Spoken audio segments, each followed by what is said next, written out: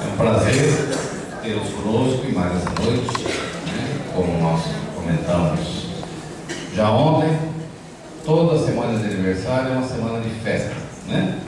E a gente alia a festa com um aprendizado. Ontem foi festa mesmo, né? Para aqueles que participaram, com o musical todo, foi uma alegria só, né? Uma emoção muito grande, onde nós pudemos participar dessa comunidade, daqueles que convivem, vivem, participam, auxiliam, colaboram com esta casa.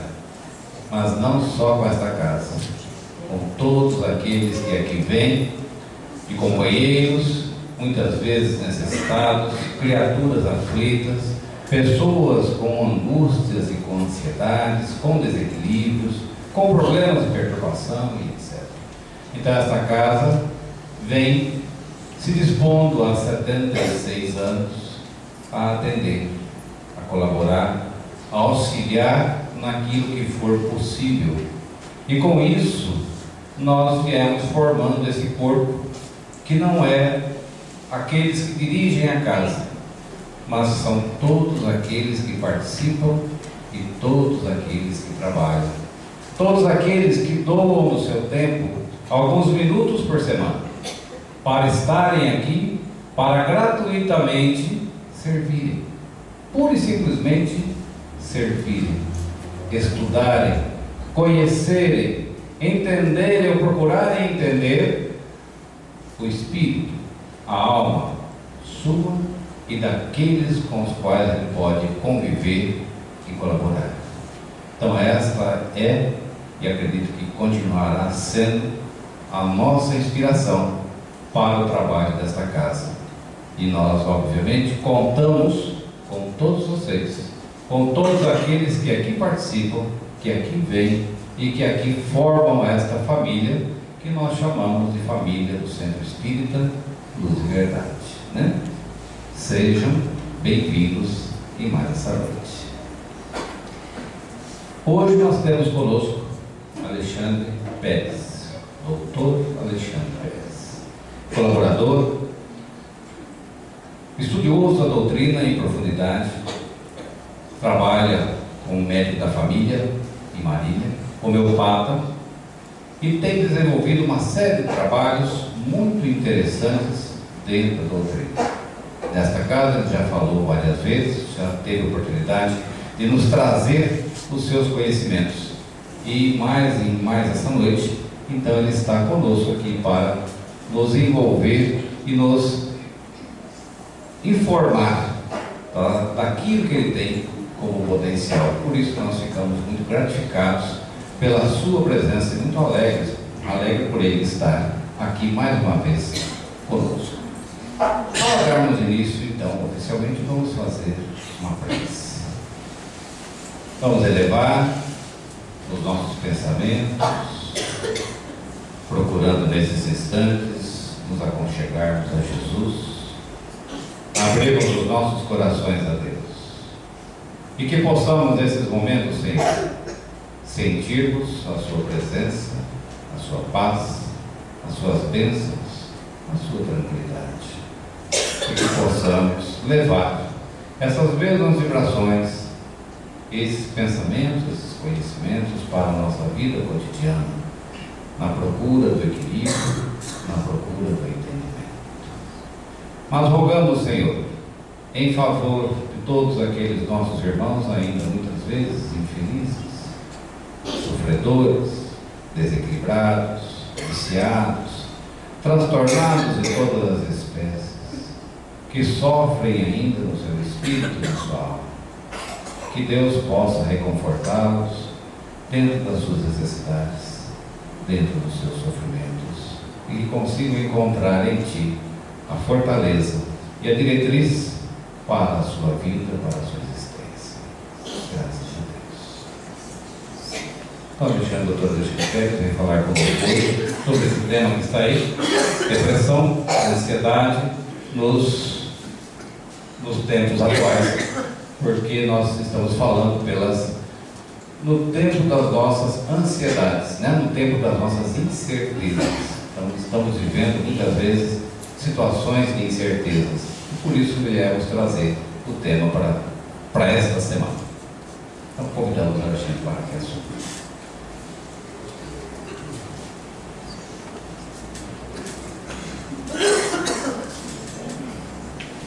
Boa noite, pessoal. Dá para ouvir bem aí no fundo? Então, a nossa conversa de hoje, como disse o César, será a respeito da depressão e da ansiedade, mas nós tentaremos atacá-la de uma visão diferente, de um ponto de vista diferenciado. Os tempos atuais, ou os tempos de incerteza, como é o tema da semana que comemora o aniversário da casa, são tempos realmente diferentes, que, de uma certa forma, têm a conveniência de englobar-se nas propostas da doutrina espírita para esses próximos 70 anos, que envolvem o amadurecimento do ser humano, finalmente o despertar do espírito. Então, a nossa conversa de hoje vai ser justamente direcionada para que vejamos de uma maneira diferente a depressão e a ansiedade, não mais como sempre, mas principalmente de uma visão que nos enriquece a doutrina espírita. Uma coisa diferente, um negócio que a gente nunca viu, uma forma diferente de pensar. Talvez não para todos, porque a gente não sabe. De repente tem um espírito mais lúcido por aí, né? Mas, enfim, nós tentaremos de uma maneira mais aprofundada chegar às conclusões que todo mundo na doutrina espírita já chegou.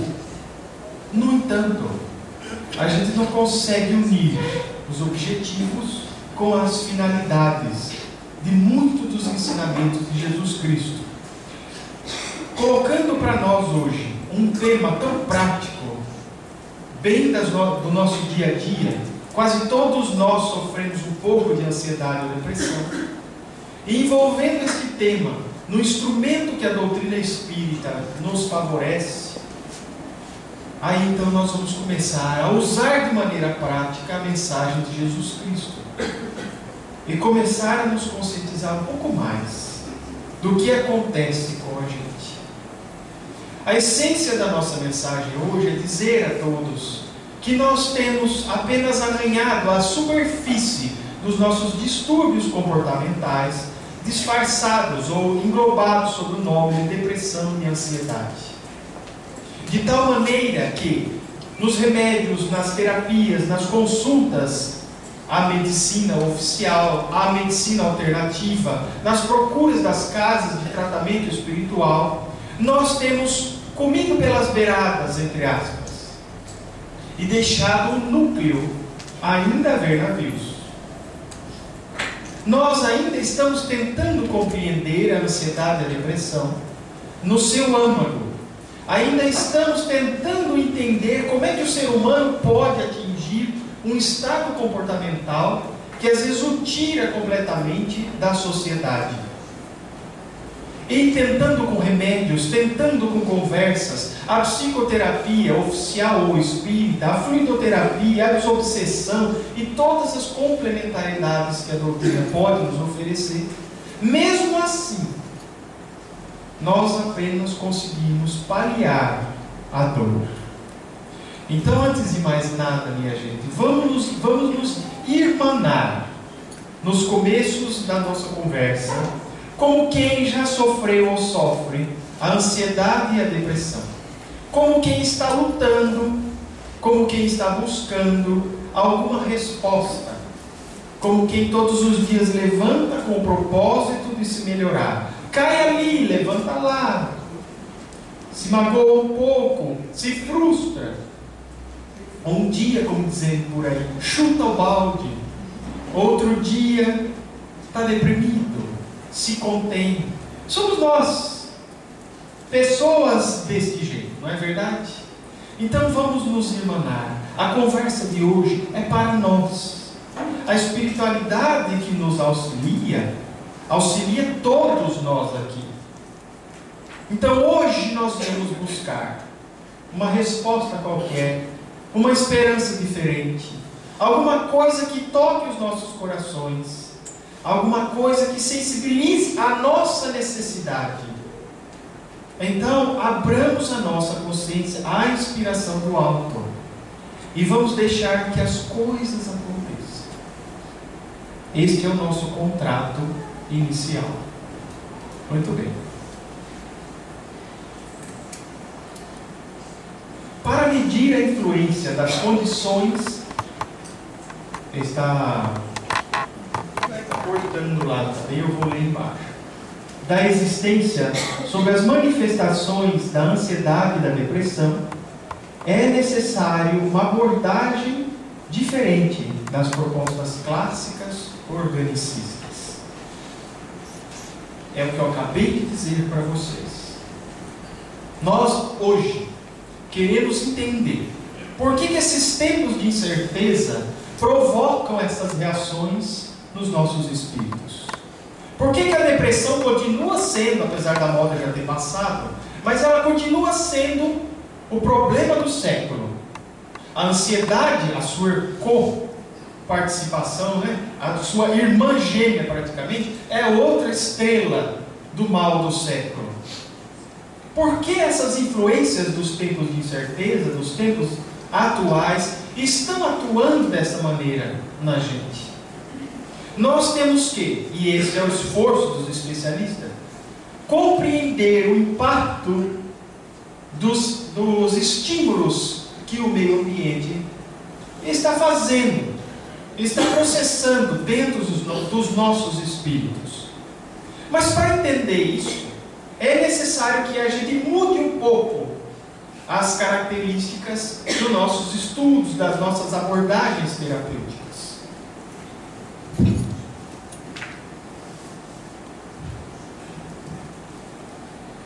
As velhas escolas ainda estudam o cérebro como fonte da nossa inteligência. As velhas escolas, e as novas também, estudam o cérebro como a fonte dos distúrbios comportamentais. A nova escola espírita, a doutrina espírita, propõe o espírito imortal que comanda as manifestações cerebrais. Isso é o que nos interessa. É assim que nós vamos mudar a nossa concepção e o nosso entendimento das manifestações depressivas e ansiosas que estão nos flagelando hoje, agora. Então nós vamos mudar. Primeiro a gente precisa entender uma coisa. Os tempos de incerteza, estes tempos difíceis da terra de transição, causam realmente depressão e ansiedade? Alguém já parou para se perguntar? Causa realmente depressão e ansiedade? Em algumas pessoas eu acho que sim. Essa é a resposta correta. Nem todas as pessoas, apesar das dificuldades, desenvolvem depressão e ansiedade. Mas algumas. Então eu não posso afirmar que os tempos de incerteza estão causando depressão e ansiedade. Mas que nem todos são acometidos igualmente. Todo mundo tem um grauzinho, né? Ainda mais nós que estamos aqui hoje, não é verdade? Todos nós temos um pouquinho de coceira nesta parte de ansiedade e depressão, porque senão nem estávamos aqui. Mas isso não nos toca de uma maneira perfeitamente igual. Então, logo, estes tempos de incerteza apenas desencadeiam uma síndrome reconhecível como depressão e ansiedade. Que negócio é esse? Esse é o primeiro passo para a gente entender as coisas diferentes que nós queremos explicar hoje. Os tempos de incerteza, eles desencadeiam em algumas pessoas, ou quase todos nós aqui presentes, uma síndrome. O que é uma síndrome? Síndrome é um conjunto de sinais, coisas que os outros olham para nós e enxergam e detectam. É um conjunto de sintomas, coisas que eu digo que estou sentindo. Este conjunto de sinais e sintomas, que se chama síndrome, é todo particular, de uma maneira que nós batizamos uma síndrome de ansiedade, a outra síndrome de depressão. Muito bem, isso nós temos que começar a entender. Existem determinados estímulos dos tempos atuais que fazem com que a gente desenvolva esta síndrome. Existe uma causa objetiva? Olha, minha gente, todo mundo quer achar a causa da depressão. E já pesquisaram de tudo e de todos.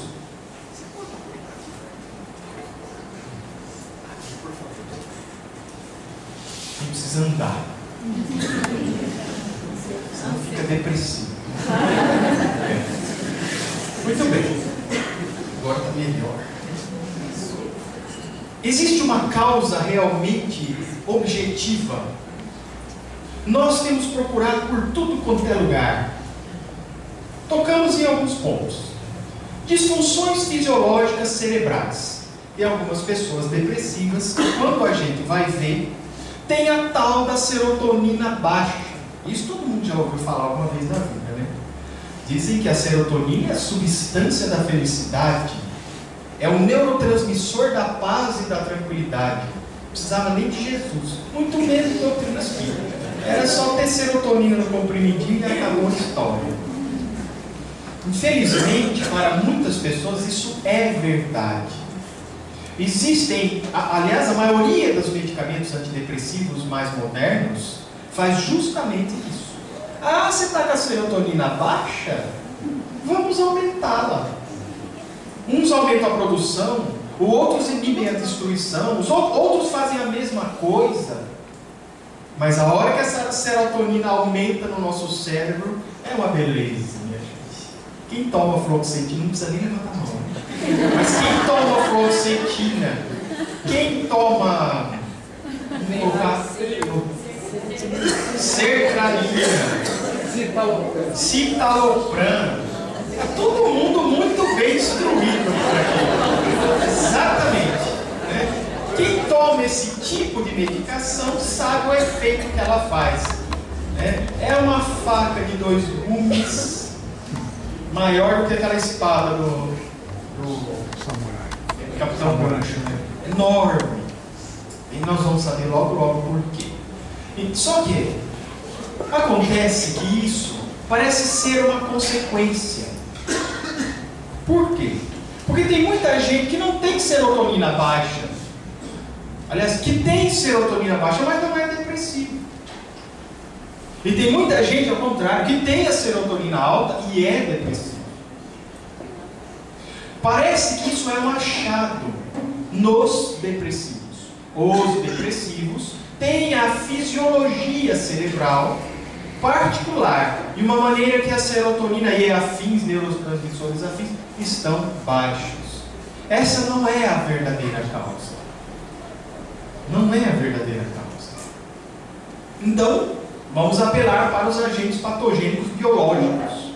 Que agentes patogênicos biológicos? Vírus, fungos e bactérias. E hoje nós temos os prions, né? A doença da vaca louca, por exemplo, coisa moderna. Só para deixar a gente menos ansioso e menos depressivo, não é? Mas então, enfim, quando o nosso sistema nervoso, e só ele, por este raciocínio, pode ser acometido por bactérias na meningite bacteriana, por exemplo, por vírus na meningite viral, por exemplo, na encefalite viral, ou por fungos, tão comum na imunodepressão, realmente nós podemos ter as nossas funções fisiológicas cerebrais deprimidas, rebaixadas, lentificadas, ou até ao contrário, aumentadas demais, causando aparentemente uma depressão e uma ansiedade em quem vê de longe. Acontece que as funções psíquicas. E aqui eu já estou dizendo, numa concepção espírita, funções psíquicas dizem respeito à mente, mente imaterial, ao espírito que usa esta mente. Estão preservadas. As manifestações físicas destas emoções é que estão prejudicadas. Exemplo: se eu pegar alguém lá com meningite em coma no hospital e conseguisse desdobrá-lo em sono e conseguisse fazê-lo se manifestar por algum médium, é muito provável que ele esteja sentindo os reflexos do corpo, mas consiga conversar e falar normalmente. O problema está no cérebro e é temporário. Ou desencarna de vez, ou cura. Não é a depressão e a ansiedade sindrômicas que nós queremos abordar. Não está aí a causa. E se forem agentes químicos? Drogas, lícitas e ilícitas, anestésicos, a nicotina, por exemplo, a cocaína, a maconha e todos os outros aí, que agem ativando ou desativando as funções cerebrais. Dá depressão? Dá depressão. Dá ansiedade? Dá ansiedade. Alguém já teve aqui a oportunidade de ver alguém quase em overdose de cocaína?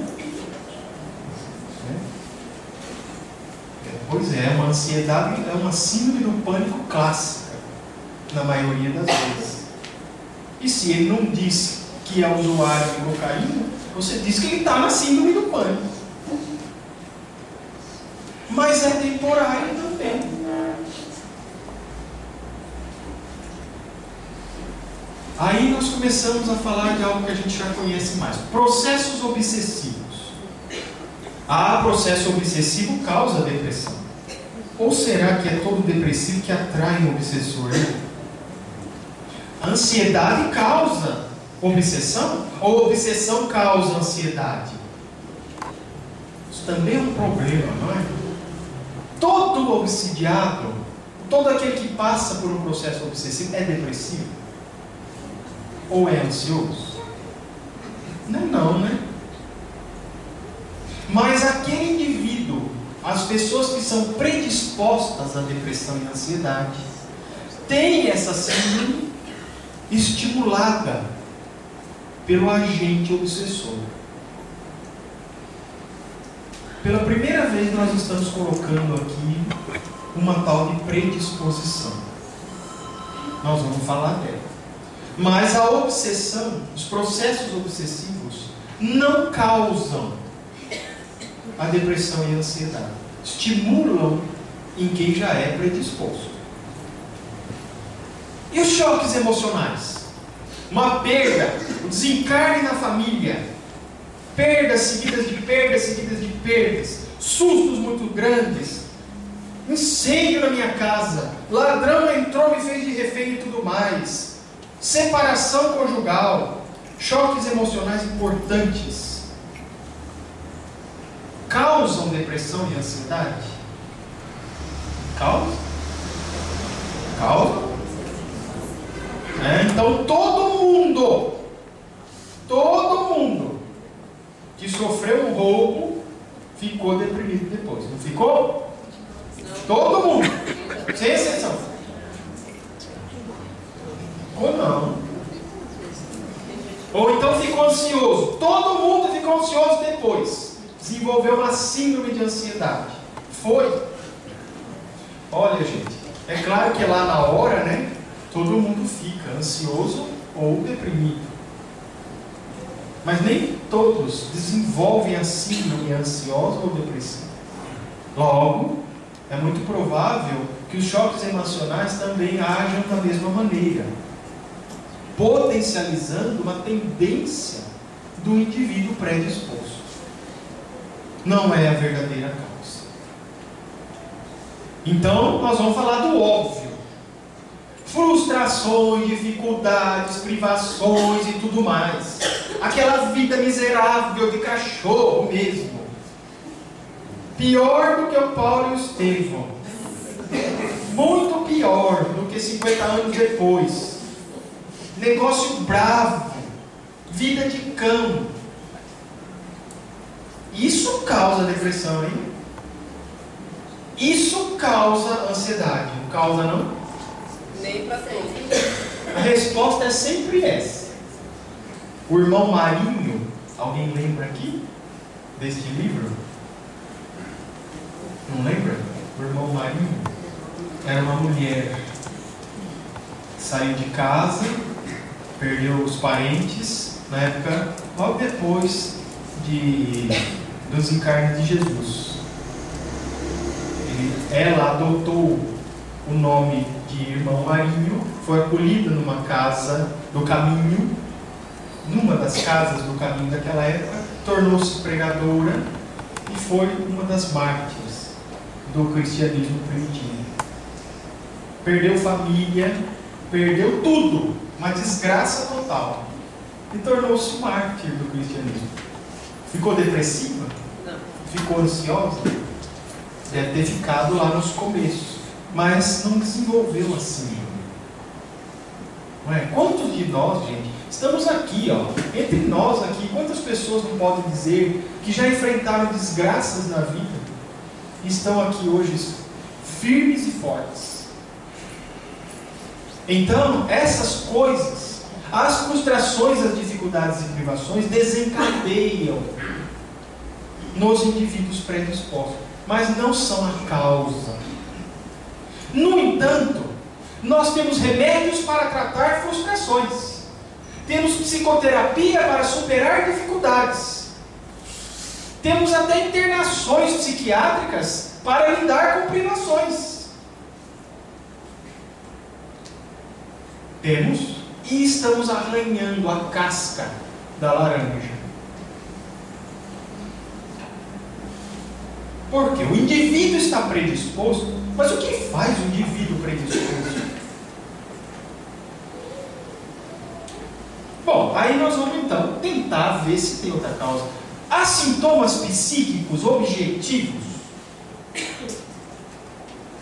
Pré-ocupação, o que é isso? É a pessoa que antes de um problema aparecer já está pensando, já está se ocupando com aquilo. E se né, o avião cair bem aqui? Melhor eu não ir nessa palestra. E se um desafortunado esquecer a torneira aberta no banheiro do andar de baixo e por um acaso tiver alguém lá que colocou uma mangueirinha, vai sair aqui, vai molhar tudo, vai ser um problema? E se estas coisas impossíveis acontecerem? O depressivo e o ansioso apresentam pré-ocupação. Incerteza. Quantos de nós não sofremos com a incerteza dolorosa? Não é? É outro sintoma. O medo no plano espiritual é levado a sério, muito a sério. O medo está nas raízes da síndrome de depressão, de ansiedade incapacitante. O medo já está quase sendo elevado à categoria de síndrome sozinho. De tanto que nós acariciamos, cultivamos e desenvolvemos híbridos desses medos. Todos os depressivos e ansiosos apresentam algum tipo de medo. Falta de controle. É aquela sensação de que não vou dar conta. Alguma coisa vai acontecer. Normalmente é com o ansioso, né? O ansioso quer que esteja tudo escritinho, explicadinho, bonitinho na agenda, todo mundo agindo direitinho, de acordo com a cartilha, para ele estar tudo dominado. Se não tiver tudo dentro da cabeça, se a gente não estiver entendendo o que está acontecendo, a ansiedade aparece. Opa, não estou entendendo isso. Vou perder o controle. Tristeza. A tristeza, gente, não é exclusiva do depressivo. O ansioso também fica triste, por motivos diferentes. Normalmente o depressivo fica triste porque ele não consegue ter o que quer. E o ansioso fica triste porque ele não consegue compreender o que vai acontecer, ou o que está acontecendo. São tristezas diferentes, mas elas aparecem. Desânimo acompanha a tristeza pelos mesmos motivos. Anedonia, o que é anedonia? Falta de vontade de fazer qualquer coisa. Não tem vontade de nada. Está tudo esquisito, diferente. A comida não está passando mais. Nem namorar, nem sair de casa, nem olhar, nem sentir, nem se cuidar, não dá vontade mais de nada.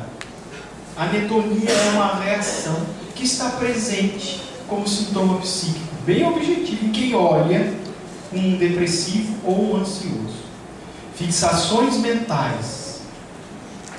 O depressivo tem sempre aquela fixação mental, do tipo assim: bem que podia ter sido, por que não é como tem que ser?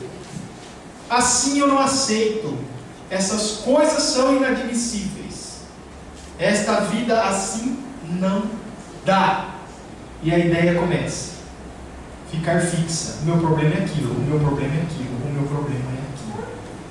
O ansioso faz ao contrário. Eu queria que fosse de outro jeito, eu queria que fosse assim, eu quero entender, tem que ser. Eu não suporto, eu não me conformo, eu não entendo. Aquele é meu problema, aquele é meu problema. Fixações mentais, alimentando todo momento a nossa síndrome. Isso acaba levando às autoinduções. Nós começamos a acreditar que alguma coisa está errada ou que vai acontecer.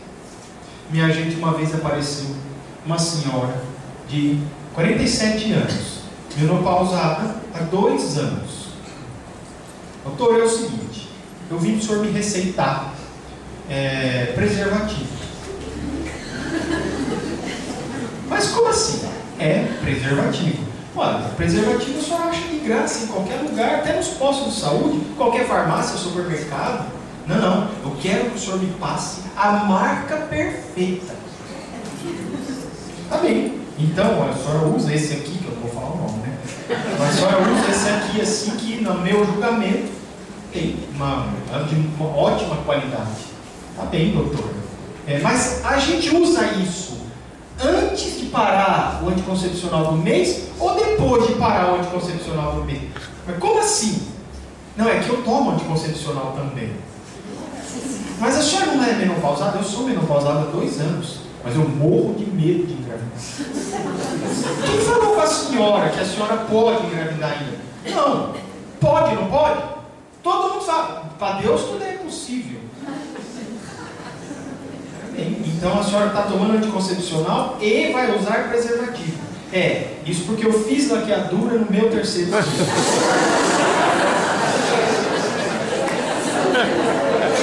Aí, minha gente, aí eu parei de argumentar, né? Aí não é mais comigo, não é?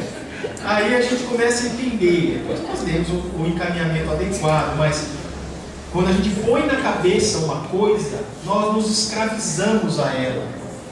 Essa é uma forma da ansiedade do medo se manifestar, por traumas que ela passou no passado. Tá bem?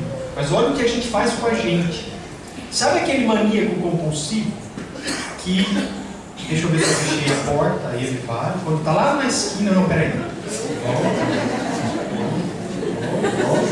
e vai de novo, espera aí, sabe, este se atormenta a todo momento por uma ideia fixa de que não fiz direito, não fiz direito, não fiz direito. Deterioração da vida de relação e do autocuidado. Por fim, o depressivo e o ansioso estão num patamar em que eles desistiram de conviver, desistiram de interagir socialmente, desistiram de se autocuidar, e num ponto desse estão completamente vulneráveis completamente destruídos socialmente falando, né?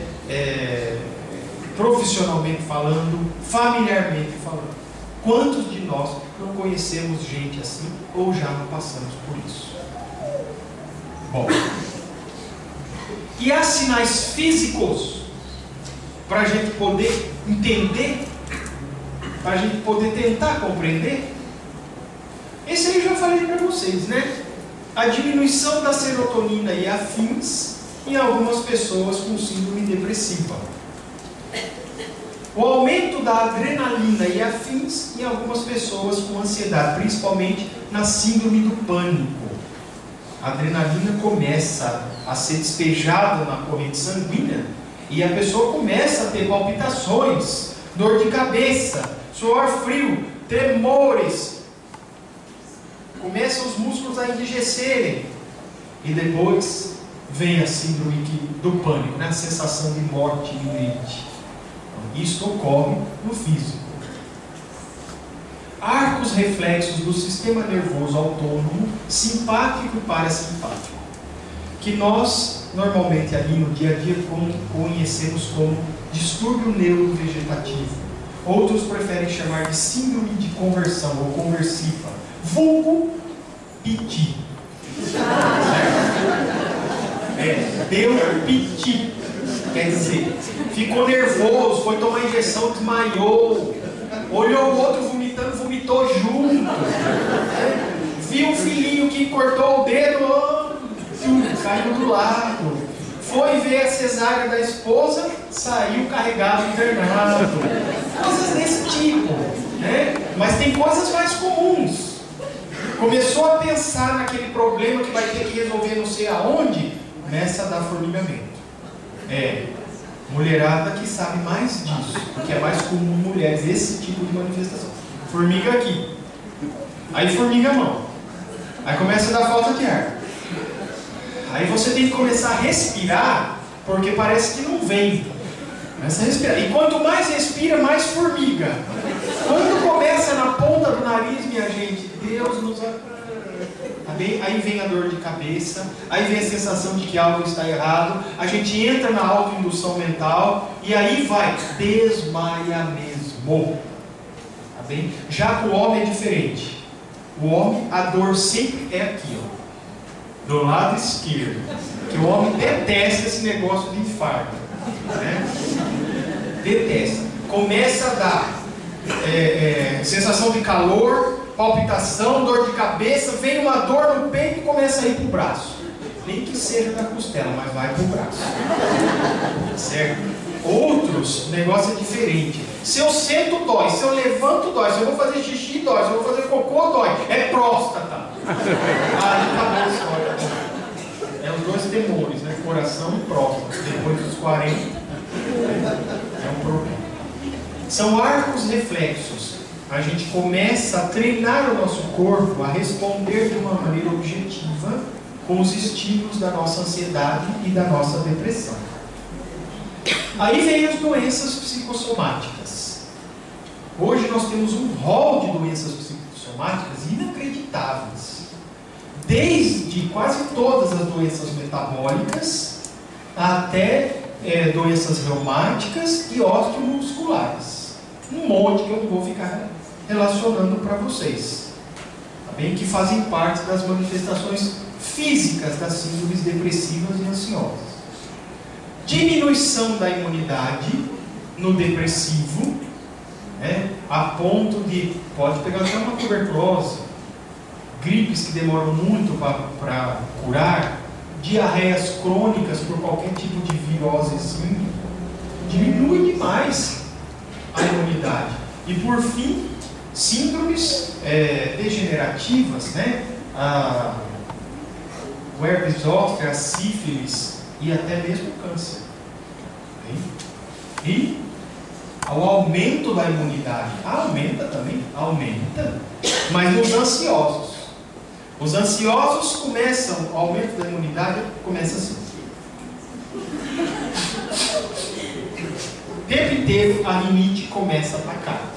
Quem tem rinite, né? Começa a atacar. E se a imunidade piora mais, daquele choque imune, as reações alérgicas aparecem. Em mulheres é mais comum começar a coçar, tá certo? E em garotos, principalmente garotas, a crise de asma. E vem mesmo a crise de asma. Em criança, a bronquite, a reação febril. Tudo por aumento de imunidade. Nos idosos, acaba desencadeando, algumas vezes, problemas hormonais tiroidianos e processos reumáticos. Bem, gente, tudo por conta de aumento da imunidade em vez de diminuição. Tá bem. Agora nós vamos começar a falar de uma forma diferente. Tudo isso que eu disse para vocês é o que nós achamos no depressivo e no ansioso. Tudo isso que eu disse para vocês é o que nós tentamos tratar hoje em dia. Tem remédio para isso, tem remédio para aquilo, tem remédio para as doenças psicossomáticas, tem terapia para isso, tem até desobsessão hoje especializada, você já viu esse negócio? Tem. Tem até reunião de cura para determinadas coisas, mas a gente fica arranhando a superfície, não desce a profundidade, as origens do problema. Então, por onde nós vamos iniciar uma abordagem mais profunda, apoiada pelos conceitos da doutrina espírita? Por onde? Como é que nós vamos entender a ansiedade e a depressão do ponto de vista espírita mais abrangente? Focando o indivíduo como um espírito eterno, imaterial, que está neste corpo hoje, mas que já esteve em outros ontem. Qual seria uma forma de definir, ou então de abordar, de conceber as síndromes depressivas e ansiosas hoje, com a visão que nós temos hoje, nos tempos atuais? A depressão e a ansiedade podem ser consideradas como síndromes comportamentais e não mais como uma doença. Bom, no nosso ponto de vista, né? Não como uma doença, uma entidade isolada, mas é uma síndrome comportamental. O sujeito está se comportando daquela maneira reconhecidamente por aqueles sintomas que nós relacionamos, pelos sinais que nós relacionamos, desencadeados por fatores diversos em indivíduos predispostos. O segredinho, minha gente, é esse: indivíduos predispostos. Ah, mas então você está falando de genética? Não estou falando de genética. A genética dá predisposição ao corpo físico. Não foi achado nenhum gene da depressão, nem nenhum gene da ansiedade, tá bem? Aliás, não foi achado gene nenhum de nenhuma síndrome psíquica. Certo? Não foi achado. Perdeu-se a importância dessas considerações.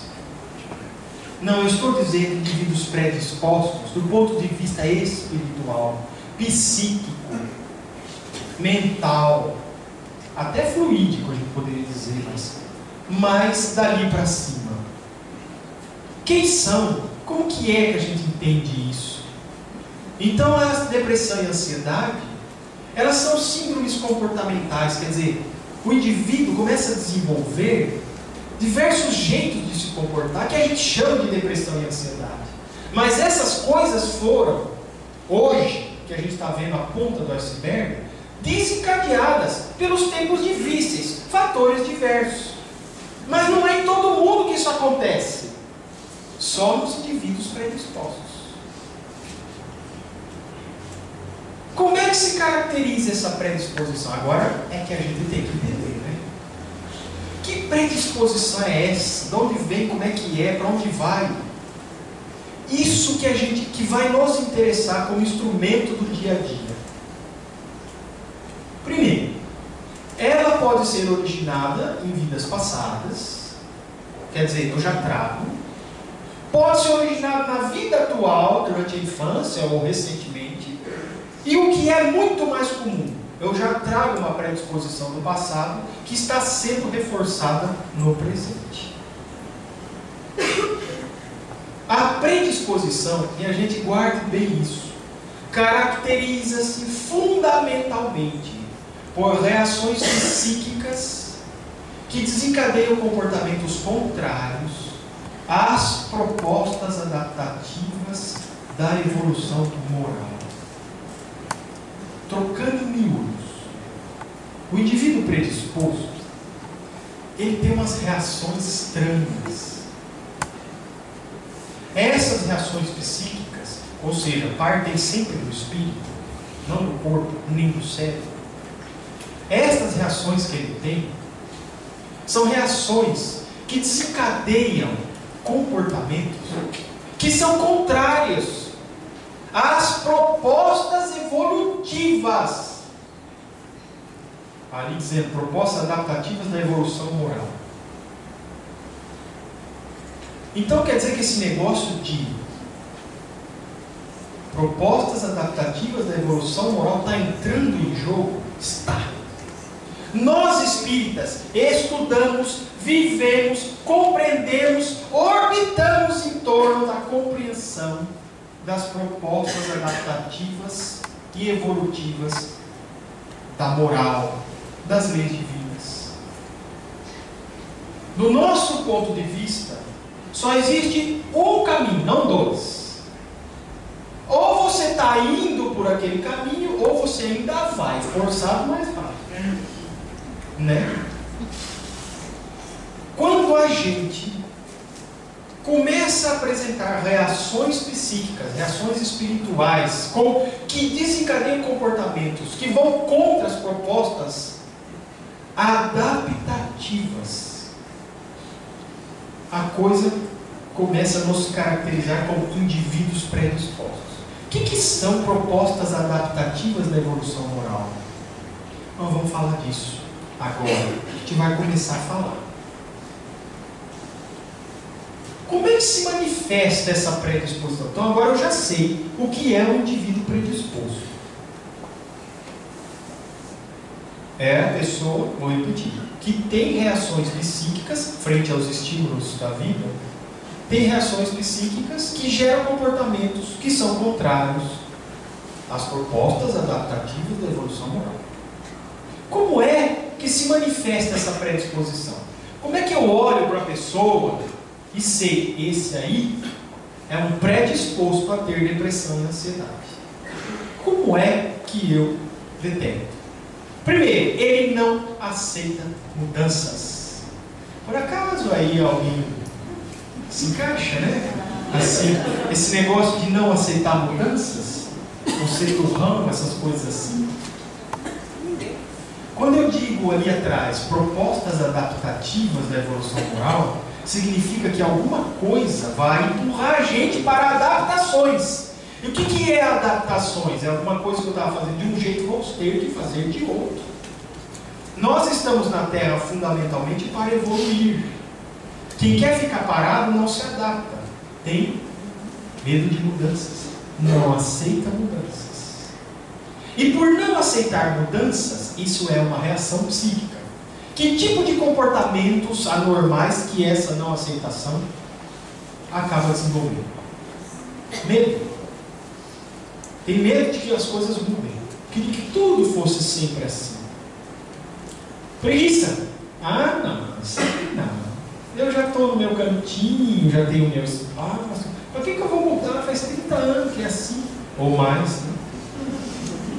Qualquer semelhança com os trabalhos do centro é mera coincidência. Intolerância às frustrações. Eu vinha fazendo, o sujeito mudou. Agora ele pensa diferente. Eu não tolero esse negócio. Me frustrou. Eu queria que fosse daquela forma. Sempre foi. Fui no supermercado, sempre tinha sacolinha. Agora não tem. Isso é intolerável. Isso muda a minha vida. Mas a gente pode falar de coisas mais sérias, né? De repente o meu cônjuge resolveu que não quer ficar velho. Pintou o cabelo, cortou. começou a comprar umas roupas para frentex, mas não fez nada amoral. Mas eu não aceito. Não é assim. Eu não tolero frustrações. Gostaria que fosse sempre do mesmo jeito. Se não é de acordo com as minhas expectativas, me frustrou. E isso eu não consigo tolerar. Incertezas dolorosas. É aquele e se, e se, e se. Porque vai mudar. Ah, mudou. Então mudou, o negócio pode ficar horrível. Pode acontecer isso, pode acontecer aquilo. E agora? Incertezas dolorosas. Insubmissão. Não aceito. Não aceito. Mudou? Não quero. Vou embora. Largo tudo. Chuto o balde. Tchau. Não aceito. Insubmissão. O patrão mandou fazer um negócio diferente. Não quero. Peço a conta. Orgulho e egoísmo exacerbados. Porque um pouco de orgulho, um pouco de egoísmo, subentende-se que todos nós temos. Quando o orgulho e o egoísmo são exacerbados, neste caso, eles vêm frente à não aceitação de mudança. Eu não me submeto. Não, eu quero tudo para mim. Para que eu vou fazer diferente? Eu já estava tudo certinho aqui do meu lado. Eu que interessa. Tá certo, gente? Assim se manifesta. De que outro jeito? Pela negação das propostas de capacitação evolutiva. O que é isso? O que é capacitação evolutiva? Aprendizado. Tudo que nos capacita a evoluir é aprendizado. Provas, cursos, provas no dia a dia, dificuldades, oportunidades de novos trabalhos, de responsabilidades dentro da casa, por exemplo. Eu nego tudo isso. Eu não quero mais evoluir. Eu já sei tudo que eu precisava. De tudo um pouco já está bom. Então é aquele que chega num ponto e fala assim: não, você não sabe nada. Ih, olha, eu estou anos-luz à sua frente. Tem muito mais experiência, know-how do que você. Passa 50 anos e ele continua falando a mesma coisa. Não se atualiza. Não se atualiza na vida, não é só profissionalmente. Não se atualiza nas relações interpessoais, nas relações profissionais, nas relações com os mais jovens e com os mais velhos, dentro da casa espírita, não estuda, não se capacita, não se especializa. É isso que eu estou dizendo. A pessoa nega as oportunidades de capacitação evolutiva. Ela nega. O que isso gera? Preconceitos. E aquele lá, ó, adora ficar falando de novidade dentro do espiritismo. Não vem com novidades, não, porque isso aí não me interessa. Não, fulano é assim, fulano é assado. Você nem conhece. Preconceitos. Indisponibilidade. Não posso, já tenho muita coisa. Não quero. Isso não é para mim. Fulano, entende um pouco, ó. A vida dos adolescentes mudou. Não. Se eles quiserem, eles que me entendam. Que eu não preciso entendê-los. É um indivíduo sempre indisponível. Desculpas e mentiras. Que são sempre usadas quando a gente quer fugir de uma outra coisa que eu não estou com vontade de fazer. Deixa pra lá. Meu tio morreu, a vizinha do cunhado, da tia, da prima, está com calo na unha, coisas desse tipo. Assim. Anedonia não tenho vontade de nada, já falei para vocês. Não tenho vontade, não quero nada. Preguiça e medo. Medo de, não, eu vou assumir outra coisa, vai dar trabalho. Por que agora eu vou pegar? Não consigo. Então a gente se abandona a essas coisas. Então é outra forma de se manifestar a predisposição à ansiedade e à depressão. E a rigidez psíquica, com inadaptabilidade das faculdades espirituais. Esse é o mais sério. A proposta, segundo o Dr. Bezerra, para os próximos 70 anos do Espiritismo, é transformar o ser humano. Não é mais divulgar, não é mais chamar a atenção. Agora é transformar. Certo? Fazer a gente amadurecer. Mudar as nossas faculdades espirituais. Desenvolver as nossas capacidades psíquicas. Quais são elas? O sentir, o sentimento, a vontade, a ideia, o raciocínio, a memória, o aprendizado e os compartimentos da memória. O raciocínio, todo ele, instintivo, racional, intuitivo, angelical. Tudo isso nós precisaremos adaptar para vivermos depois do mundo de transição. Quando a gente se transforma num espírito inflexível, em alguém que não sai do lugar, não muda, não se curva, nós somos indivíduos predispostos a síndrome de depressão e ansiedade. Ainda não somos.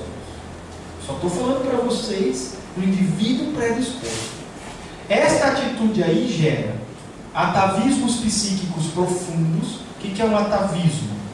De maneira mais simples, é você continuar agindo de uma forma antiga que já não precisa mais. Conservar hábitos, formas, conhecimentos que já são demodê, certo? Fora de moda, né? Que até mesmo para a evolução espiritual já estão inadequados. Impulsividades importantes. A rigidez psíquica leva você a ser impulsivo. Impulsividades importantes mesmo. Por exemplo, uma agressividade é a ponto de agredir fisicamente, de assassinar. Um medo a ponto de fugir, sair correndo e desmaiar. Uma fome avassaladora. Impulsos instintivos, que são atávicos lá do passado, que não nos abandonam até hoje, porque nós somos rígidos demais para mudar. E ausência de bom senso e inteligência emocional. O bom senso, para termos bom senso, é necessário que a gente abarque toda a situação a qual deve se dar o parecer. Se nós ficarmos fugindo de novos conhecimentos, a gente vai sempre se reter naquilo ali. Não vamos ter bom senso, capacidade julgadora, muito menos inteligência emocional. Inteligência emocional para administrarmos os desafios psíquicos à nossa frente. Porque nós somos rígidos demais. Então tá. É isso aí que são as características do indivíduo predisposto. Como é que se instala esse negócio? A predisposição. Eu disse para vocês como é o indivíduo predisposto. Mas como ele se torna esse?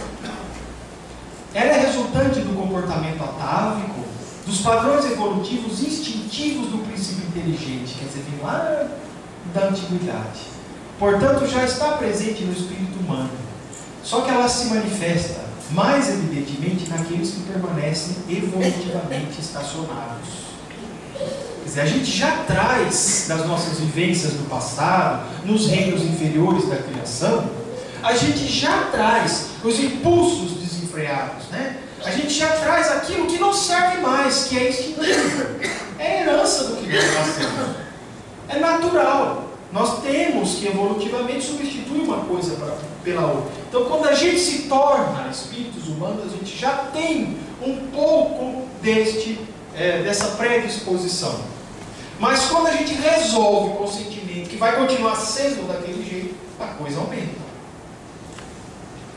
E ela é reforçada a cada ato de responsabilidade frente às leis divinas evolutivas. Quer dizer, toda vez que eu não me adapto às propostas adaptativas da moral, orientadas pelas leis divinas, eu reforço a minha predisposição a ser depressivo e ansioso. Por exemplo, nas crianças, como é que a gente faz para elas se transformarem em predispostos? Quando reforçamos o medo. Vamos falar para o médico te dar uma injeção, hein? Olha o homem do saco, não sai da porta para fora.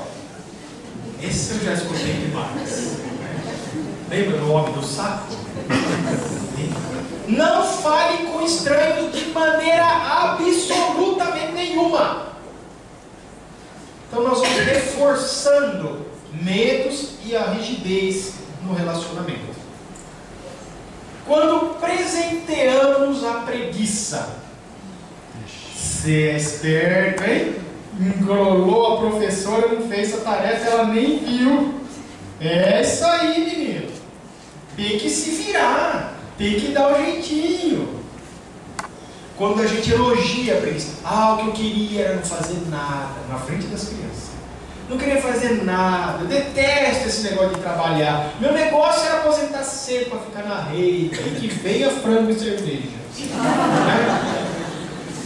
A gente está presenteando a preguiça para eles. Quando toleramos a intolerância. Mãe, eu quero. Agora não dá, meu menino. Mas eu quero. Mas agora não dá. Mas eu quero. E abre o choro. Aí vem o pai. Não, olha só, dá, vai, tolera. Dá. E aí vai crescendo sem limites, vai crescendo sem frustrações. Não aprende a tolerar a frustração. Quando abandonamos a inexperiência, quando a gente deixa as crianças, porque afinal de contas elas têm que aprender a se virar sozinha, não é verdade? Deixa, sai para o mundo, que educa muito mais rápido. Educa mesmo, do jeito do mundo. A gente abandona a inexperiência que eles têm. E portanto, o que eles vão aprender? Vão aprender as mesmas reações psíquicas inadequadas que o meio pode lhes mostrar. Então, nós estamos reforçando o caráter de predisposição nas crianças assim.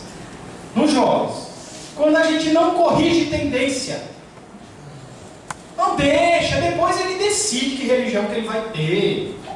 Deixa. Empresta carro. Deixa voltar de madrugada. Não vê com quem que ele saiu. Afinal de contas, ele é moderninho. É assim mesmo. A namorada vem dormir em casa, né? Hoje não é mais namorada, é namorido. Namorado com marido. É assim. Vai ficando. A pessoa não se disciplina mais. Ela não tem mais limites. Qualquer coisa pode fazer. Quando as coisas aparecerem, ele é um indivíduo predisposto. Quando não disciplinamos os impulsos, é aquele adolescente rebelde sem causa que fala qualquer coisa para os pais, bate a porta, se tranca no quarto, porque o quarto é inviolável. É a casa dentro de outra casa. O quarto é inviolável. Não pode, aqui você não entra, não põe o pé. Eu que mando dentro daqui. E lá ele faz o que quer. É um impulso. Quando ele fala e a gente não corrige, quando os impulsos de agressividade, quando os impulsos de intolerância aparecem e a gente não fala nada, estamos reforçando o caráter de predisposição. Quando não incentivamos a adaptação. Gente, quantas coisas acontecem na vida do jovem, principalmente do brasileiro. Começa a namorar, troca a turma pela namorada, depois troca a namorada pela turma, aí troca a turma pelo carro, aí tem que fazer o curso, né, de direção. Aí troca o carro pelo vestibular, troca o vestibular pela ansiedade, troca a ansiedade pelo cursinho, aí troca o cursinho pelo vou casar, vou namorar, vou o quê? Aí tem que escolher uma profissão. Aí tem que crescer. O corpo está mudando. Olha. E a gente não incentiva a adaptação. A gente não diz para eles, a coisa é assim. A gente tem que ter um joguinho de cintura. O negócio é normal. Abandone alguns conceitos, porque agora é com outros. Evolua. Se adapte. Aprenda. Compreenda o que está acontecendo. Quando a gente não faz isso, ele tende a continuar rígido. Nos adultos, nós, quando a gente não aceita outros caminhos, o problema é esse, vou morrer com isso, pronto, acabou. Não tolero, não perdoo, ou para mim não tem mais solução. Não existem outros caminhos. O espírita falar isso é uma coisa meio estranha, né? Completamente paradoxal, porque a doutrina espírita é um outro caminho. começar. Mas quando a gente começa a dizer que não tem mais caminhos, a coisa fica perigosa. Sempre há outros caminhos e outros jeitos. Quando fechamos as portas ao conhecimento, acabei de falar atrás para vocês, a gente tem que conhecer, não é só ler não, minha gente, é conhecer a gente, conhecer nossos problemas, por que a gente tem medo, conhecer as nossas limitações, esses medos, as inseguranças, conhecer os nossos relacionamentos, no que se baseia o meu trabalho, todo o meu esforço familiar. Precisa conhecer essas coisas, para a gente saber andar por elas, porque senão, quando elas mudam, a gente fica a ver navios também. Quando estabelecemos objetivos imutáveis, é um problema, porque a gente acha, às vezes, que a vida vai obedecer aos nossos sonhos. Então, quando eu tinha 6 anos, eu queria ser bombeiro. Acontece que não tem um posto de bombeiro na minha cidade, mas eu quero ser bombeiro. Aqui eu não vou casar, aqui eu não vou estudar, vou abandonar minha família, meu pai, minha mãe, porque eu vou para um outro lugar. Chega em outro lugar e não é admitido no corpo de bombeiros porque não tem aptidão física. Morreu, acabou. Estou perdido, a vida acabou, entrou em depressão e tudo mais, porque o objetivo dele é imutável. A gente não se adapta, não dá para ser assim. Conforme as nossas concepções morais evoluem, a nossa visão tem que evoluir, os nossos objetivos têm que melhorar. E quando nos enrijecemos na inatividade? Aí quando a gente não quer mudar isso. Como seria então a nossa nova compreensão da depressão e da ansiedade frente a estes tempos de incerteza? Então agora a gente sabe que existe um indivíduo predisposto.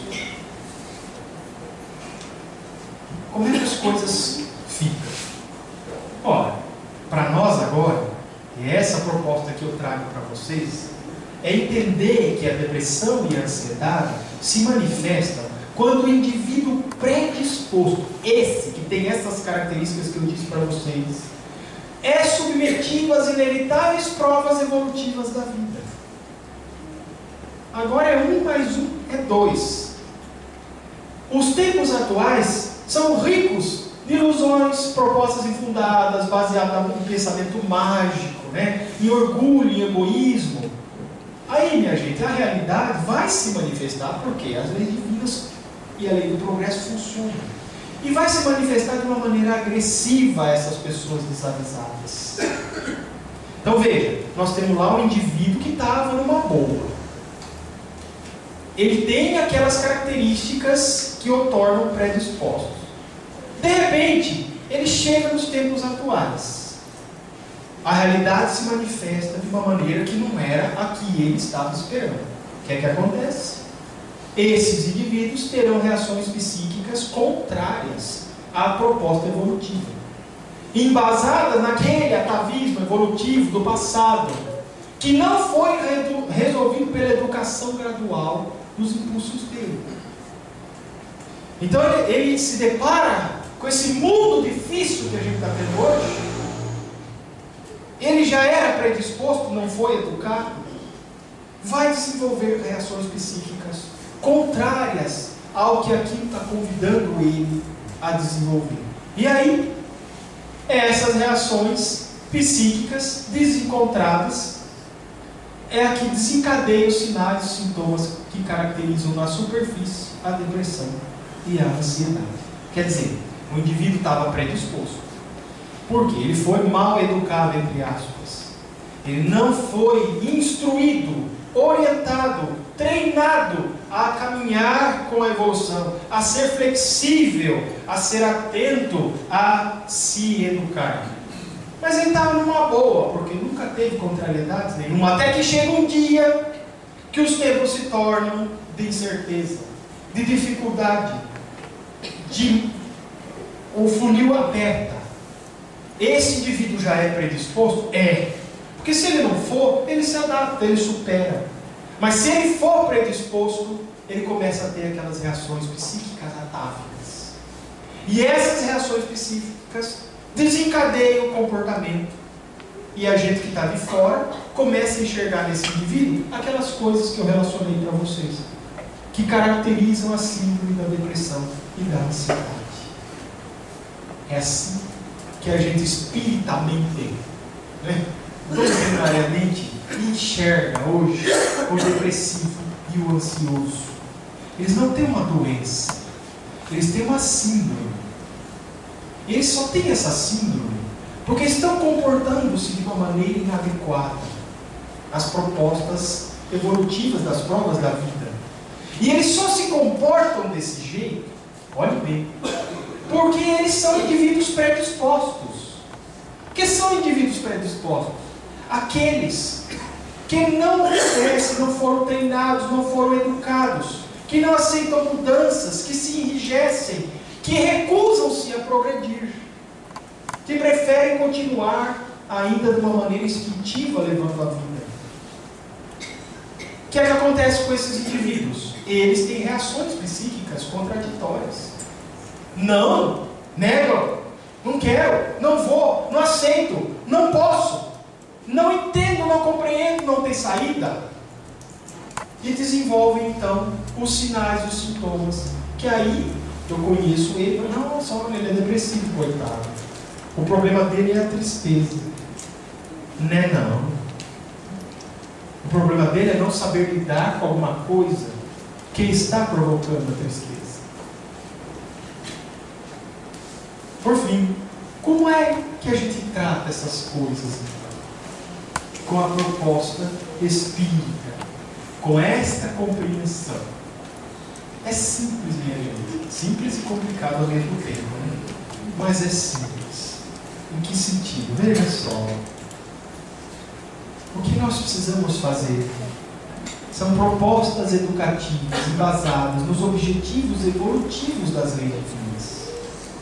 Construir uma sociedade embasada nos princípios divinos das leis evolutivas, onde o ser humano cultiva o desprendimento, entende de onde veio e para onde vai, que vive nesta terra apenas de passagem, que não cria raízes na primitividade, mas que almeja a espiritualidade. Um indivíduo que anda segundo as propostas evolutivas é Jesus, guardadas as devidas proporções. É o exemplo maior para todos nós. A sociedade mudaria, os objetivos sociais mudariam, as ligações familiares mudariam, nós nos tornaríamos espíritos independentes, espíritos reforçados psiquicamente, espíritos corajosos, solícitos, capacitados, responsáveis perante nós mesmos, contributivos, vamos falar assim, para a sociedade, para a humanidade, gente que significa alguma coisa para as outras pessoas. As manifestações egóicas, as manifestações orgulhosas, seriam completamente, ou pelo menos minimamente, notadas. Por quê? Nós já não nos interessaríamos mais pelo meu, pelo ter, pelo só ser, pelo mostrar que é. Se desde as escolas, nas faculdades, nos empregos, nos trabalhos, nas empresas, nós nos pautássemos por propostas evolutivas, as coisas mudariam. Não precisaríamos nem conhecer Jesus Cristo, vá, mas simplesmente entender que o universo funciona assim. Já estaríamos corrigindo a nossa predisposição à ansiedade e à depressão. Desenvolvimento e valorização das capacidades e das faculdades que formem, conscientizem e situem o espírito dentro dos caminhos evolutivos dinâmicos. Quer dizer, a gente precisa valorizar nas crianças, nos jovens e nos adultos as capacidades espirituais, funcionais, adaptativas, corajosas, de espíritos que seguem realmente as propostas evolutivas, com resolução. E eu não estou querendo dizer carolas, não estou querendo dizer fanáticos, não estou querendo dizer super dedicados ao centro e aos estudos, não. Nós estamos falando de pessoas corajosas, que enfrentam, mas não com improvidência, né? Mas pelo contrário, com conhecimento, os desafios da vida. Que enfrentam com conhecimento de causa, que têm fé, que acreditam numa finalidade da existência, numa proteção para todas as nossas vivências. Pode chamar de Deus, pode chamar de Pai, pode chamar de católico, budista, espírita, que seja, mas alguém que entende, que desenvolve essas capacidades. Nós deveríamos cobrar isso nas nossas faculdades, deveríamos cobrar isso nas nossas escolas, deveríamos valorizar isso nas nossas relações de amizade, incentivar isso nos nossos familiares, nos nossos amigos, nos nossos empregados, nos nossos patrões. Se isso fosse valorizado na sociedade, nós já estaríamos sendo educados para não sermos predispostos. E por fim, precisa, para que isso aconteça, a disponibilização da informação essencial. Qual é a informação essencial, minha gente? Por enquanto, para nós, é a informação que Jesus trouxe. A informação essencial é aquela que situa a nossa vivência, o nosso conhecimento, o mais próximo possível do funcionamento do universo, das propostas das leis divinas, do passado, do presente e do futuro. É o que nos faz mais conscientes, que nos torna mais fortes por dentro, que nos torna capacitados a superar as dificuldades, a enxergar com outros olhos, a nunca desistir perante as dificuldades, a menosprezar a nossa fraqueza, que nos julga a materialidade, e prezar demais as possibilidades de caminho espiritual. Essa é a informação essencial. E a pessoa que mais se exemplificou e disse desta informação foi Jesus Cristo, cujos ensinamentos estão materializados no Evangelho e hoje na doutrina espírita. Oh, minha gente, quer dizer, então, que a simples prática da doutrina espírita vai nos tornar menos predispostos ao mal do século, à depressão e à ansiedade. Por que elas são o mal do século? Porque elas estão presentes em todas as pessoas? Isso é óbvio. Mas o que as faz presentes em todas as pessoas? O fato de que a depressão e a ansiedade são um protesto que os nossos espíritos inconsequentes, atávicos, fazem frente ao convite de Deus para que a gente se desenvolva espiritualmente. É a negação, é o dizer não quero, não posso e não acredito. Todos nós neste planeta de transição estamos passando pela escolha primordial, quero ou não, seguir com Deus os passos de Jesus, educar-me espiritualmente. Porque se ainda não quero, eu sou um predisposto, vou dar aso às manifestações psíquicas contraditórias e fico à margem do caminho. E isso, para nós espíritas, num mundo de transição, assume significação importante à medida que pode nos excluir de ficar neste mundo nos séculos que estão para vir. E aí, minha gente? Isso é importante ou não é? Então, depressão e ansiedade não são só doenças.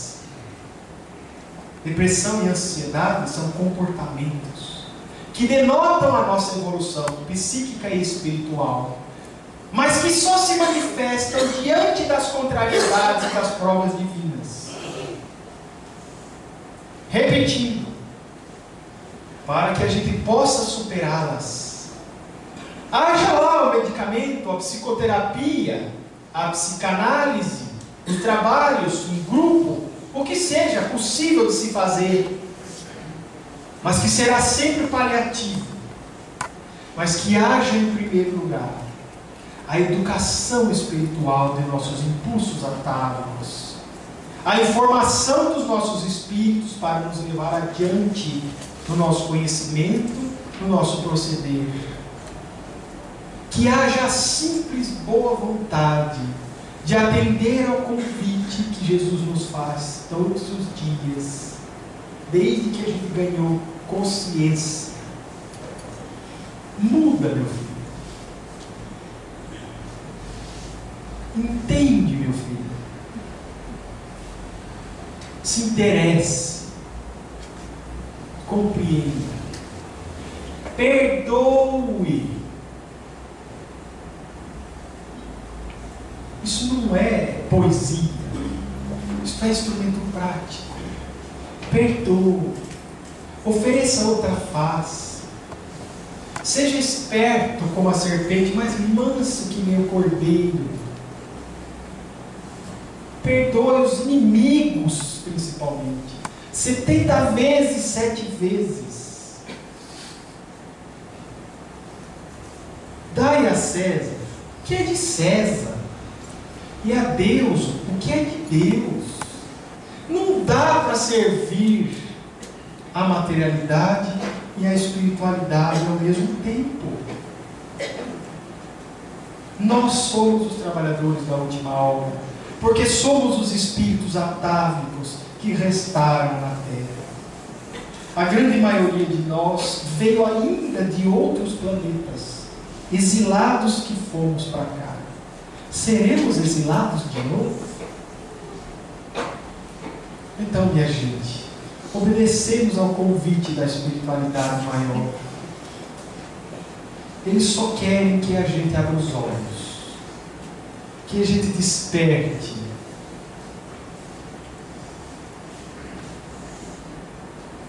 Dê a sua contribuição, meu amigo, para a sua própria cura.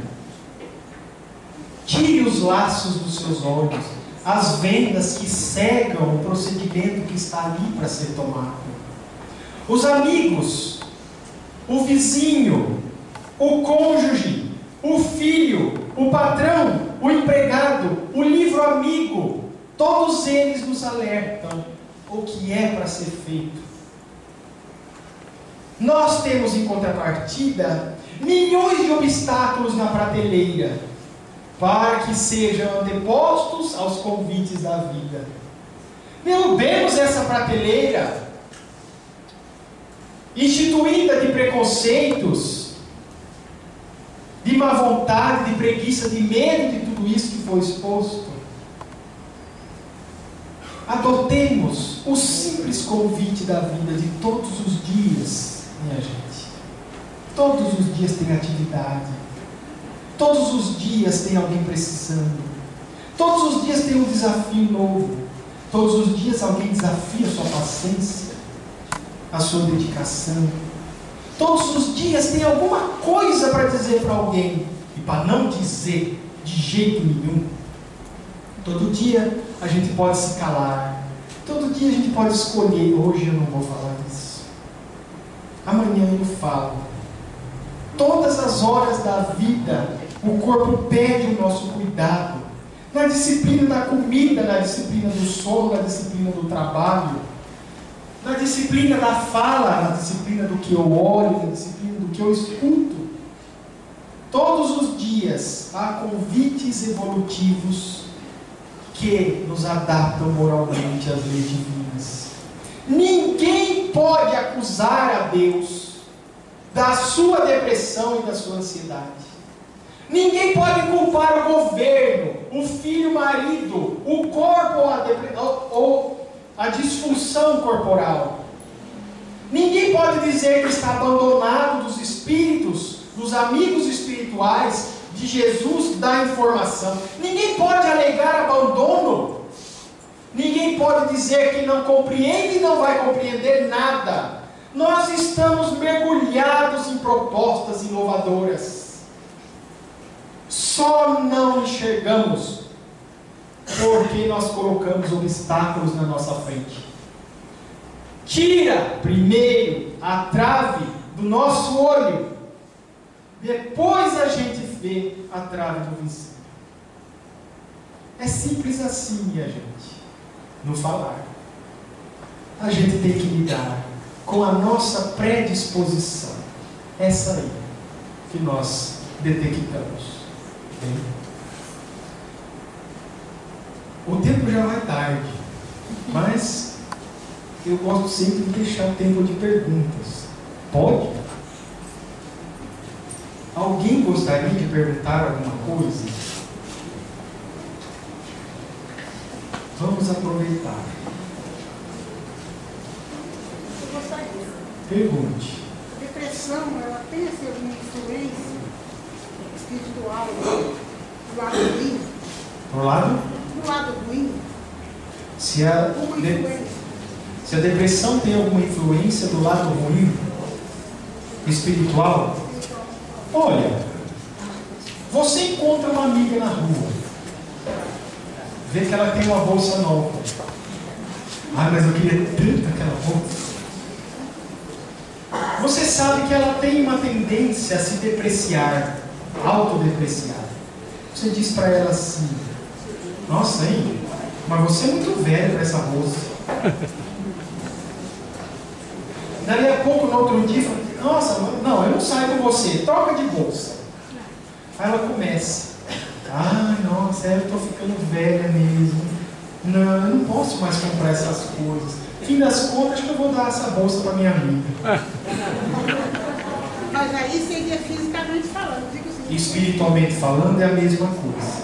Qualquer espírito desencarnado que tenha algum interesse malévolo e a ver como predisposta para ter depressão, ele vai incentivar isso. Por isso que a obsessão não causa depressão nem ansiedade. Ela reforça a depressão e a ansiedade no indivíduo predisposto. Se a porta está fechada, o cachorro não entra na igreja. Tá certo? Aquela sintonia, né? Sintonia. Está na mesma vibração que o espírito Está sugerindo, você está está... naquela vibração baixa.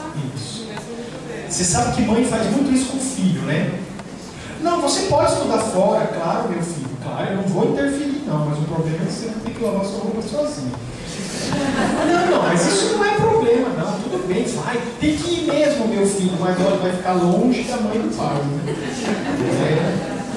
Mas você tem que seguir o que diz o seu coração, tá? Mas nós vamos morrer de saudade. Na verdade, o que você está fazendo? Você está jogando verde, né? Para colher maduro. Está jogando iscas. Uma hora ele vai entender aquela isca e vai começar a auto-induzir-se nas incertezas dolorosas. E se eu ficar sozinho? E se eu não conseguir estudar porque tem que lavar roupa, fazer isso, fazer aquilo, fazer não sei o que mais? E se eu ficar doente? E se não tiver mais ninguém para me socorrer? Não posso. Tem muito adolescente, ou recém-saído da adolescência, que passa em ótimas faculdades e volta para casa. Não aguentei a pressão, mamãe. É isso mesmo. Sintonia. Eles jogam e você aceita se quer. O que mais, gente? Eu tenho uma pergunta.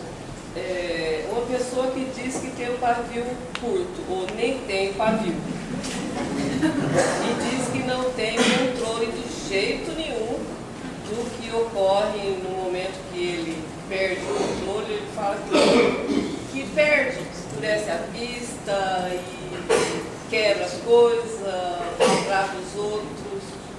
Ele pode controlar isso? Ou ele tem que tomar remédio para controlar isso? Ele pode controlar isso, é claro. Se não controlar, ele é um sério candidato ao hospital espírita. Um sério candidato. Porque se é do jeito que você está falando, alguém que não se controla e que reconhece que não tem limites e que não vai poder se controlar. E é espírito. Bom, isso é pior ainda, né? É espírita, por isso mesmo devia estar se controlando mais, né? Para você ver que os espíritas também são assim, né? A gente acha que não, mas é. Mas enfim, ele pode sim. A gente tem que fazer as coisas um dia de cada vez. Se for preciso tomar remédio, se for preciso fazer terapia, se for preciso participar de psicoterapia, participe. Mas não se iluda. O problema é esse. É preciso se informar. Se ele achar que as outras coisas vão resolver o problema dele, está perdendo tempo. Está se iludindo. Tá bem? É uma judiação. Alguém dizer que não tem controle mais sobre si mesmo. E não vê mais como adquirir esse controle. É alguém que está pedindo socorro. Assistência urgente. E às vezes é mais fácil do que essa pessoa pensa. É só ela abrir mais os olhos. É só ela querer enxergar. É só ela fazer essas coisas que a gente disse. Tá bem? Mas, no entanto, ela está esperando um remédio milagroso. Alguém que fale o que é preciso, né, para pôr um pingo nos is e tudo e resolver o problema de uma vez. Porque o psiquiatra fala que o melhor medicamento do mundo, se você não tiver controle, ele não vai fazer efeito. Realmente, se você não tiver você, né, as coisas não acontecem. Tá bem, gente? Diga. Você explicou tudo assim, o depressivo e o ansioso. Eu tenho as duas coisas. Elas são irmãs. E eu tomo remédio para depressão porque sou triste demais. E para ansiedade? Calmante para ansiedade. E aí? Todo mundo, a grande maioria dos síndromos tem as duas coisas. O que você faz? Trombas. As duas coisas. É uma coisa absurda. Ao Você mesmo tá tempo vendo? que eu estou ruim, de repente, ao mesmo tempo que eu estou mal, de repente eu fico eufórica. Você então tem que conhecer-se de duas maneiras. Você tem duas vezes a necessidade de seguir aquelas propostas. Tá vendo? O que eu faço? Siga essas propostas. Olha. Procure se educar dentro das leis divinas. Desenvolva faculdades que te conscientizem, que situem você dentro da verdade, né? Que deem sentido para a sua existência. E vá atrás da informação essencial. É só isso. Não tem mais nada para fazer. Tá bem? Isso já vai dar trabalho para uma encarnação inteira. Vá tomando os remédios enquanto você precisa deles. Tá bem? A gente não pode ser irresponsável. Mas não acredite que eles vão resolver o problema. Todos nós temos tarefas para desenvolver. E quanto mais a gente não foi treinado para o controle, para superar a intolerância das coisas, quanto mais a gente não consegue disciplinar a gente mesmo, quanto mais a gente não tolera a frustração, o estado de coisas, quanto mais a gente não quer admitir que tem forças para ir além, o que acontece? Mais a gente sofre, mais a gente acha que não tem futuro. Tá bem? Mas é que assim, todo mundo fala, os médicos, inclusive, como se fosse uma coisa muito fácil. Não é. Não é porque você ainda não tem o óculos certo. Quando você abrir o olho e entender que o caminho está aqui do lado, você vai ver. Então, Continua não sendo fácil, mas estava ali. Não, então, mas já tentei de um jeito no meu, tentei do outro no meu, tentei do outro no meu, até que eu... Só 3? Você tentou só de 3 jeitos? Eu lembro. Quantos anos você tem que perdoa? 33? E só tentou de 3 jeitos? Quando você tiver tentado de 100, aí a gente vai conversar de novo. Tudo isso para te dizer que não existe outro caminho. Tente mais. Tá bem? Tente mais. Não existe outro caminho. As obrigações do desenvolvimento moral são só nossas. Por mais que você não entenda, não enxergue, não acredite que exista, existe e está lá.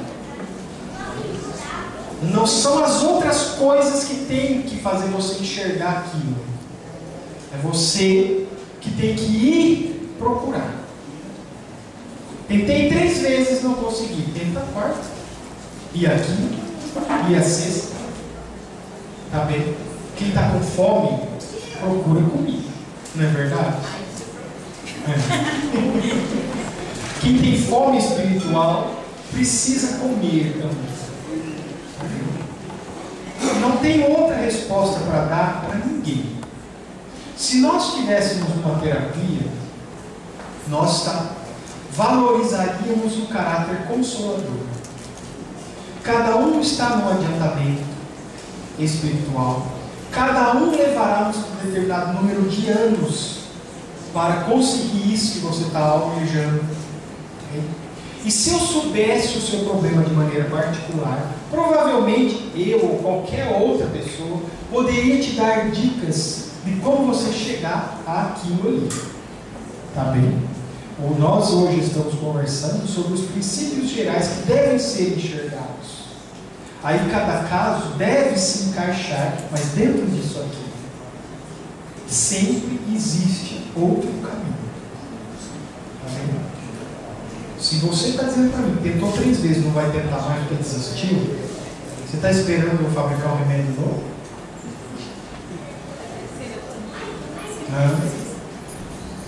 Pois é. Pergunte a você mesmo, né? O que você está esperando? Eu estou aqui falando com você, primeiro eu estava conversando, gritando, agora já estou de um outro jeito.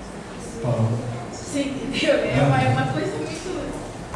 Eu sempre falo com as pessoas que eu sou o cutucador, né? O cutucador, tá? Gente, vamos encerrar por aqui, senão nós vamos embora, né? Mas você, com a sua pergunta, resumiu, tá bem? O que é a nossa mensagem particular para cada um. Não desista, de jeito nenhum. Dói, mas é para doer. Por quê? Porque se não doer, é porque você ainda não se conscientizou do tamanho do seu problema. Tá certo? Quando você conseguir, é para ficar feliz. Por quê? Porque aí você também vai se conscientizar do tamanho da sua conquista. Todos nós somos viajores, minha gente. Nós não estamos nesse mundo por um mar de rosas.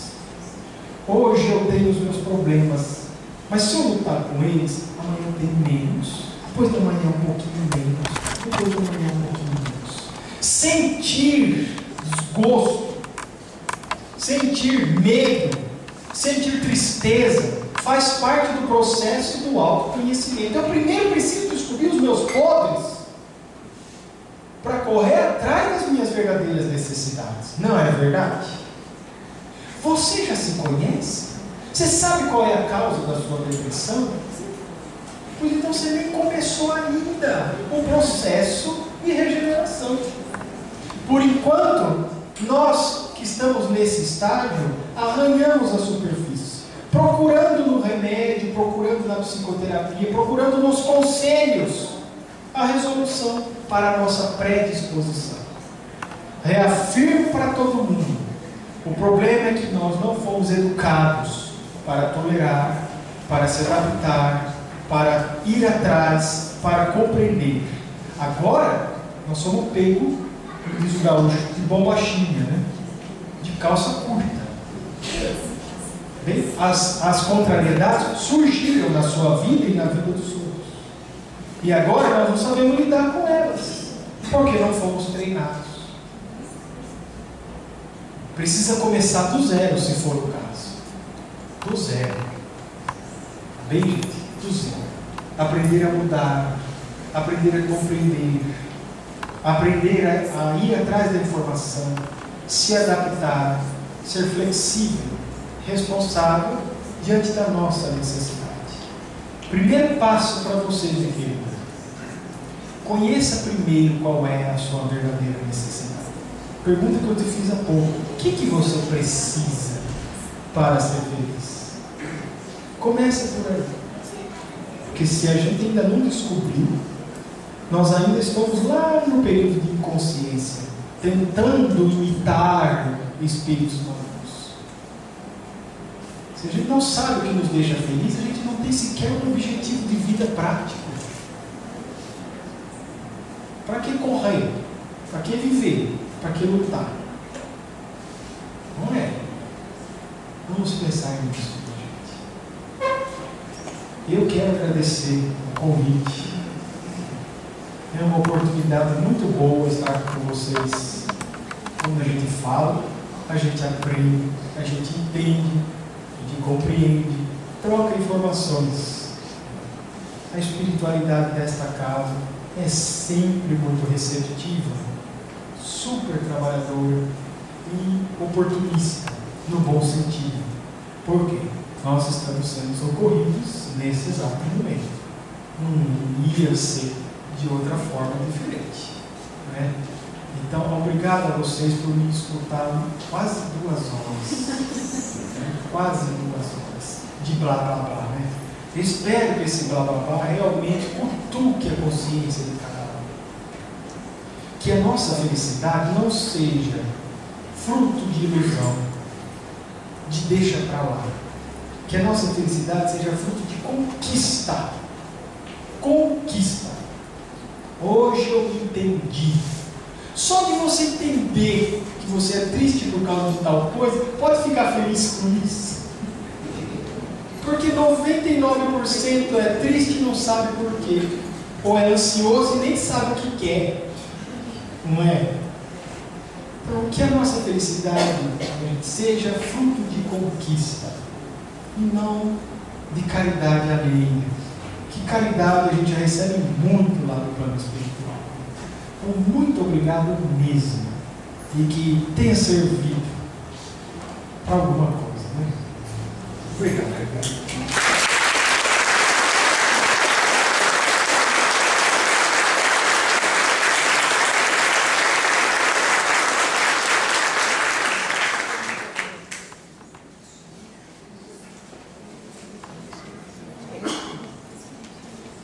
Nós agradecemos ao doutor Alexandre.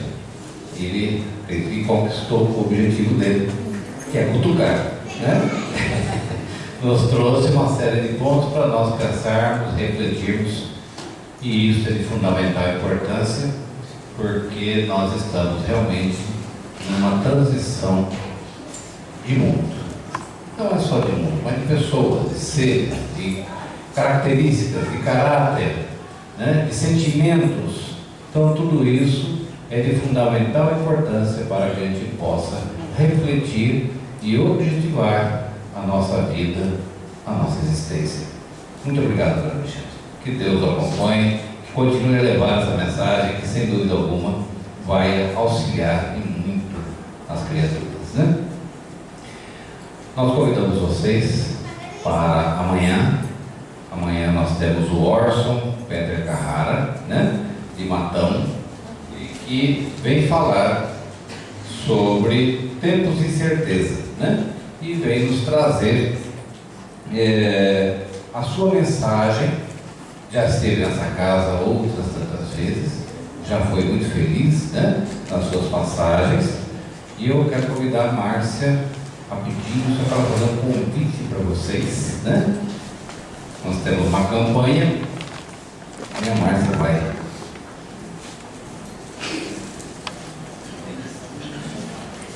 Bom, boa noite, gente. Rapidinho, pelo 6º ano a gente está aqui com a sacolinha de Natal, né? Então eu queria convidar vocês a participarem dessa campanha, que é um trabalho que a gente faz aqui com as famílias carentes. E vocês, o trabalho é o seguinte: vocês ficam com um cartãozinho, o nome da criança, o número do sapato e o número da roupa, tá? Então vocês levam esse cartãozinho, compram uma roupinha nova, um sapatinho novo e um brinquedo e traz pra gente até o dia 25. A gente só pede que não seja alguma coisa muito assim, muito chique, porque lembrar sempre que eles nunca tiveram uma roupa nova, né? Normalmente é roupa de brechó, do amigo, do irmão, tá? Então quem quiser muito ajudar, mas eu tenho muito, ótimo, então pegue mais de uma criança, ajude a gente no que puder. São Tem os kits também de higiene, tem a fronha e o lençol da Mansão Ismael. Então, quem não puder com esse cartão aqui, quiser ajudar com o shampoo, com o sabonete, também a gente está. Então, toda noite vai ter alguém aí para recepcionar vocês, para quem quiser colaborar com a gente, tá? Muito obrigada.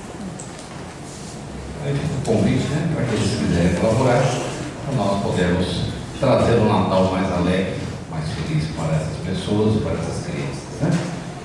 E para encerrar, vamos fazer uma prece, já avisando que nós não teremos os passes a semana toda, né?